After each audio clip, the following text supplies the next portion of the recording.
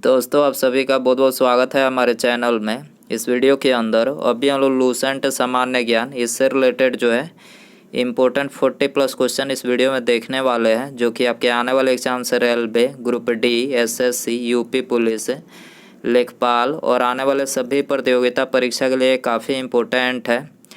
तो दोस्तों आप इस वीडियो को बहुत ध्यान से लास्ट तक देखिए। चैनल पर नया है तो चैनल को सब्सक्राइब कर बेल आइकन यानी जो घंटे का निशान है इसे ज़रूर सेंड कर दें, ठीक है।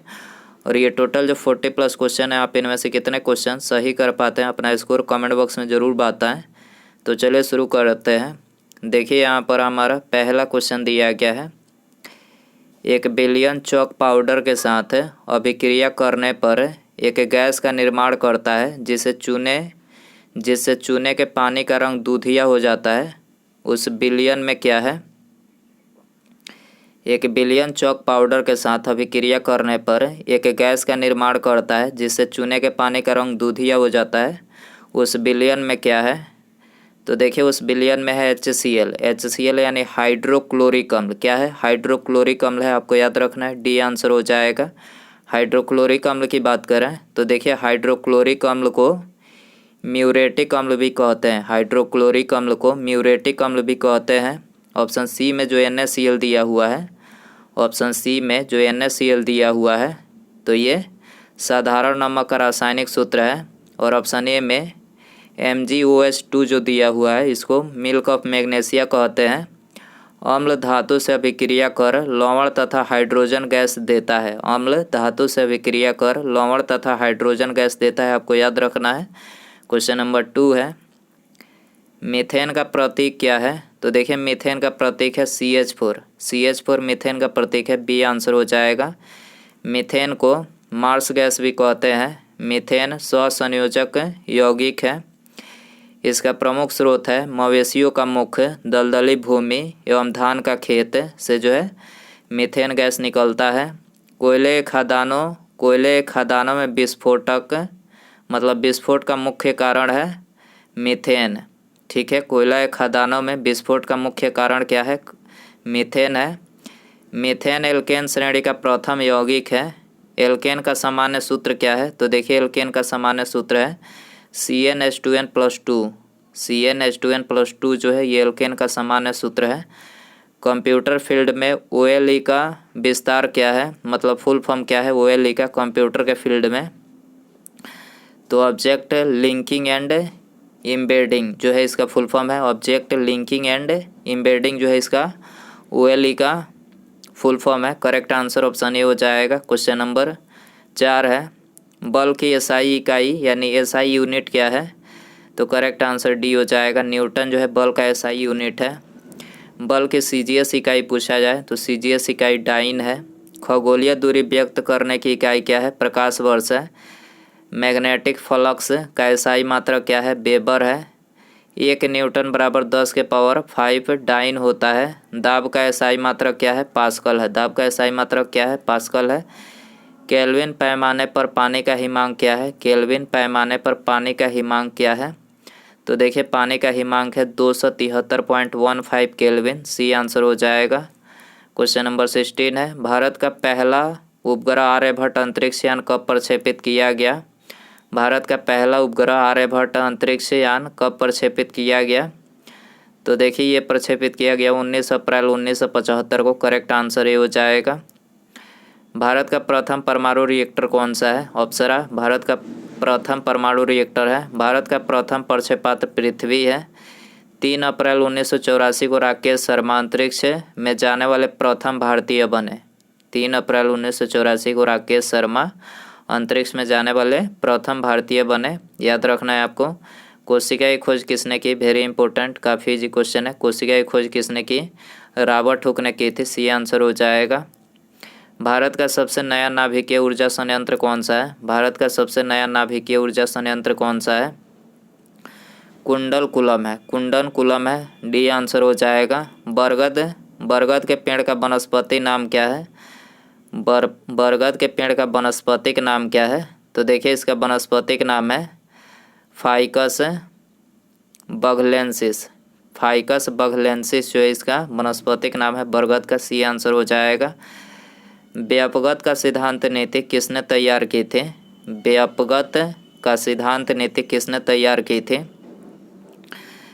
तो देखिए ये तैयार की थी लॉर्ड डलहौजी ने। ठीक है, आंसर हो जाएगा सी। क्वेश्चन नंबर 11 है, इलेक्ट्रॉनिक रूप से सामान खरीदना या बेचना डैश नाम से जाना जाता है। तो इलेक्ट्रॉनिक रूप से सामान खरीदना या बेचना इसको क्या बोला जाता है? E commerce. ई कॉमर्स बोला जाता है। बी आंसर हो जाएगा। क्वेश्चन नंबर 12 है, अंग्रेज़ों ने मैसूर के साथ कितने युद्ध लड़े थे? तो देखिए अंग्रेज़ों ने मैसूर के साथ जो है ये 4 युद्ध लड़े थे। 4 युद्ध, 4 आंग्ल मैसूर युद्ध हुआ था। ठीक है, अंग्रेज़ों ने मैसूर के साथ लड़े थे 4 युद्ध।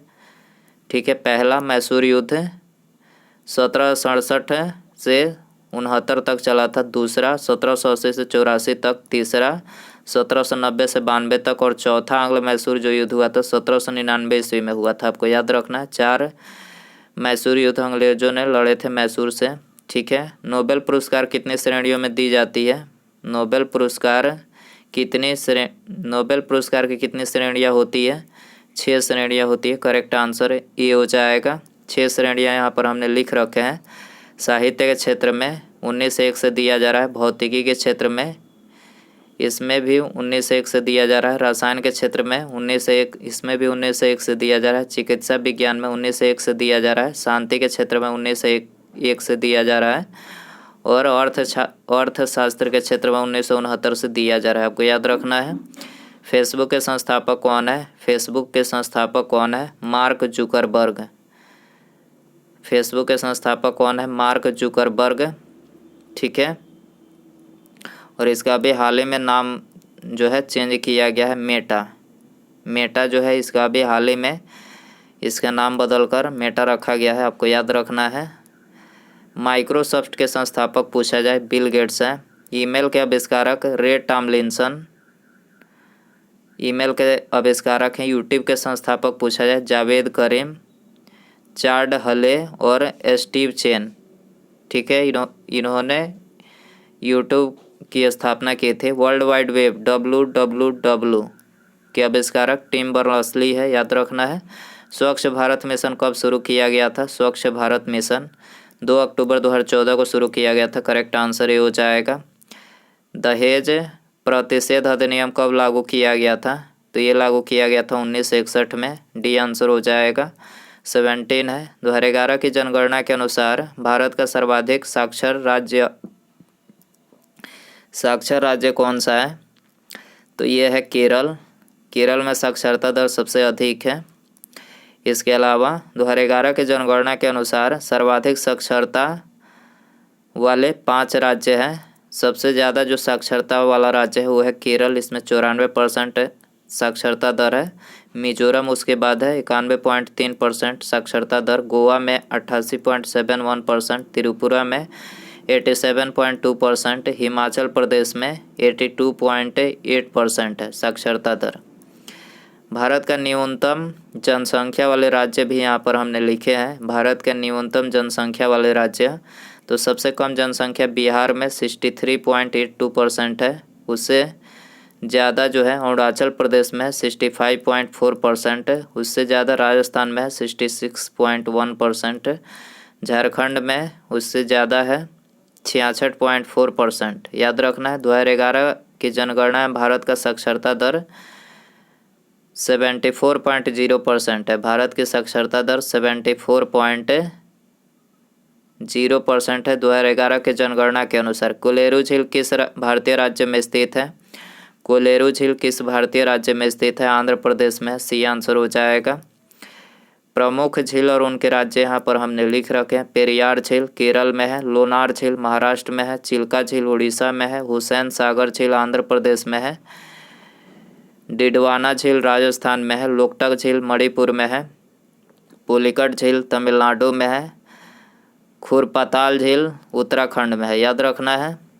कौन बच्चे को जन्म देते ही मर जाता है? कौन बच्चे को जन्म देते ही मर जाता है? तो बिच्छू जो है बच्चे को जन्म देते ही मर जाता है। बी आंसर हो जाएगा। गदर पार्टी के सह संस्थापक कौन थे? गदर पार्टी के सह संस्थापक लाला हरदयाल थे। बी आंसर हो जाएगा।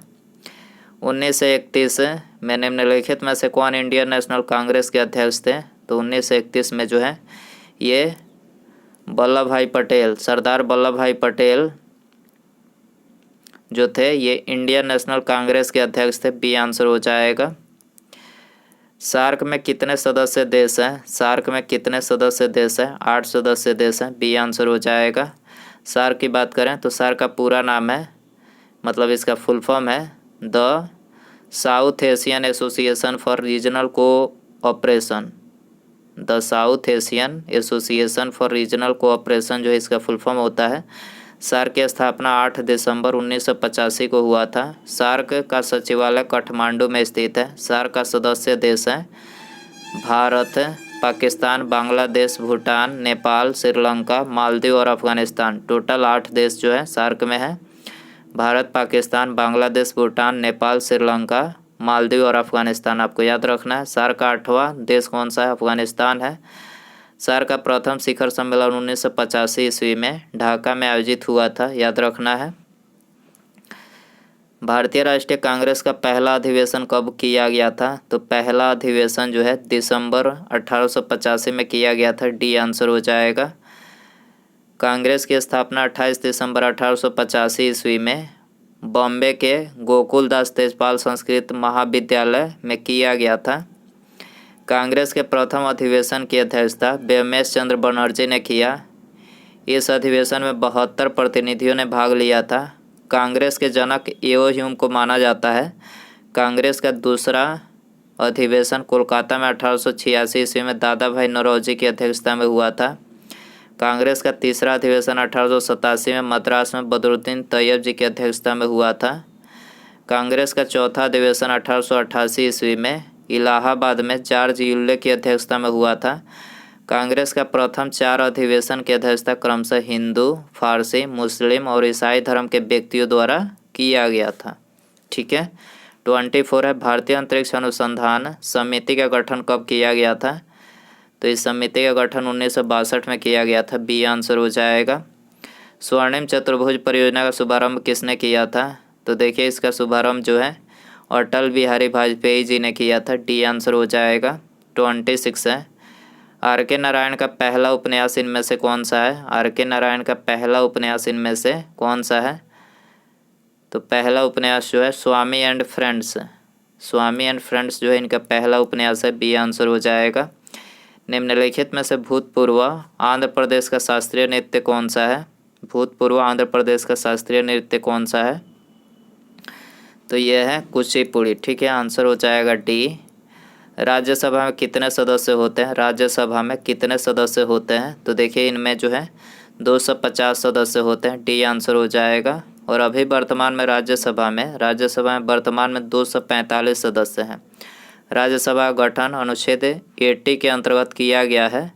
राज्यसभा का गठन 1952 ईस्वी में किया गया था। राज्यसभा में सर्वाधिक सदस्य उत्तर प्रदेश से निर्वाचित होते हैं। राज्यसभा संसद का उच्च सदन है, आपको याद रखना है।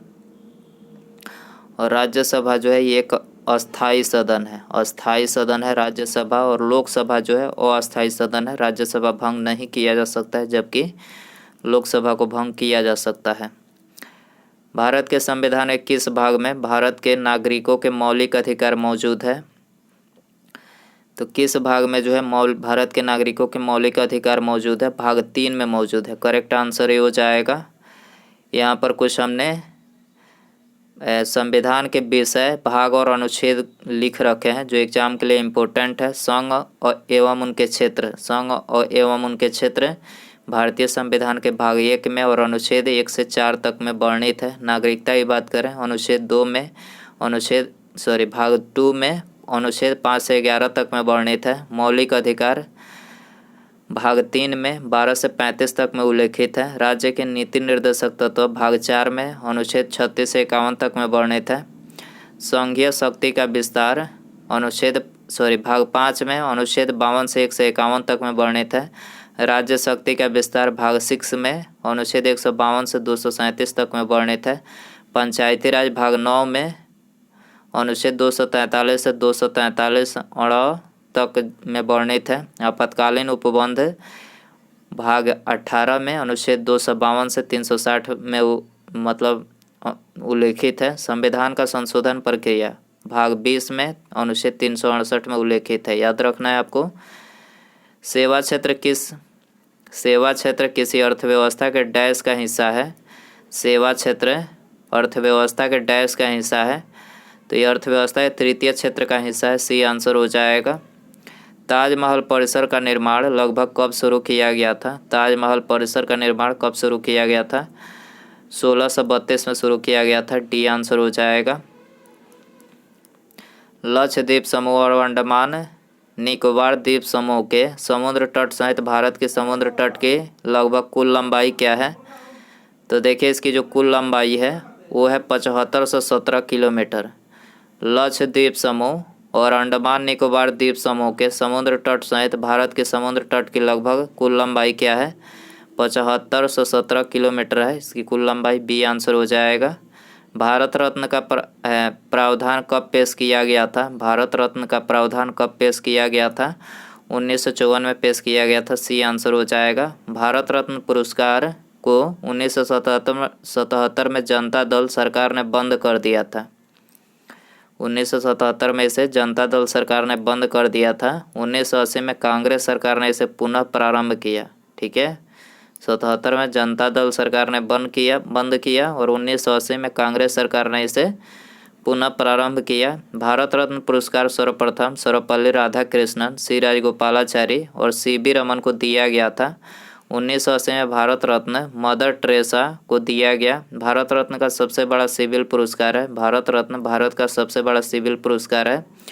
भारत रत्न 2 विदेशी नागरिकों को भी दिया जा चुका है। पहला खान अब्दुल गफ्फार खान 1987 में और दूसरा नेल्सन मंडेला 1990 में इनको दिया जा चुका है। विदेशी आदमियों को मतलब 2 विदेशी नागरिकों को दिया जा चुका है 87 में और 90 में। याद रखना है। यदि हम ठोस वस्तु को गर्म करें तो किस भाग में सर्वाधिक प्रतिशत वृद्धि होगी? तो ये आयतन में जो है सर्वाधिक प्रतिशत वृद्धि होगी। ये आंसर हो जाएगा। ऋग्वेद के किस मंडल में आर्यों एवं अनार्यों के बीच हुए प्रसिद्ध दशराज युद्ध का वर्णन है? तो दशराज युद्ध का वर्णन जो है ये सप्तम मंडल में है, 7वां मंडल में है। करेक्ट आंसर ये हो जाएगा। भारत की सबसे ऊंची चोटी गार्डविन आस्टीन किस पर्वत श्रेणी में स्थित है? भारत की सबसे ऊंची चोटी गार्डविन आस्टीन किस पर्वत श्रेणी में स्थित है? काराकोरम पर्वत श्रेणी में स्थित है। करेक्ट आंसर ये हो जाएगा। मुख्यमंत्री से संबंधी निम्नलिखित कथनों में से कौन सा एक सही नहीं है? तो मुख्यमंत्री के बारे में इनमें से कौन सा कथन सही नहीं है? पहला कथन ही गलत है। मुख्यमंत्री मंत्रिपरिषद की बैठक की अध्यक्षता नहीं करते हैं, गलत है ये कथन। बाकी तीनों करेक्ट हैं। इनकी नियुक्ति राज्य के राज्यपाल द्वारा होती है। यह विधानसभा में बहुमत दल के सदस्य द्वारा चुना जाता है। इसके वेतन एवं भत्तों का निर्धारण राज्य विधानमंडल करती है। तो यहाँ पर ये तीनों करेक्ट है। तो यहाँ पर गलत कथन पूछा था तो पहला ही गलत है। तो यहाँ पर आंसर हो जाएगा ऑप्शन ए। मानव लार की प्रकृति कैसी होती है? मानव लार की प्रकृति कैसी होती है? अम्लीय होती है। बी आंसर हो जाएगा। निम्नलिखित में से किस सिख गुरु ने सिखों को सैन्य संप्रदाय में परिवर्तन कर दिया? किस सिख गुरु ने सिखों को सैनिक संप्रदाय में परिवर्तित कर दिया? तो गुरु हरगोबिंद ने जो है ये किया था, सिखों को सैनिक संप्रदाय में परिवर्तित कर दिया। सी आंसर हो जाएगा। आपातकाल में किसी राज्य विधानसभा की अवधि बढ़ाई जा सकती है? किसके द्वारा बढ़ाई जा सकती है? संसद के द्वारा। आपातकाल में किसी राज्य विधानसभा की अवधि बढ़ाई जा सकती है?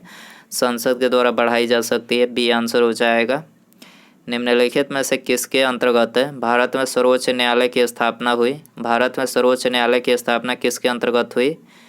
रेगुलेटिंग एक्ट 1773 के अंतर्गत हुई। करेक्ट आंसर ये हो जाएगा।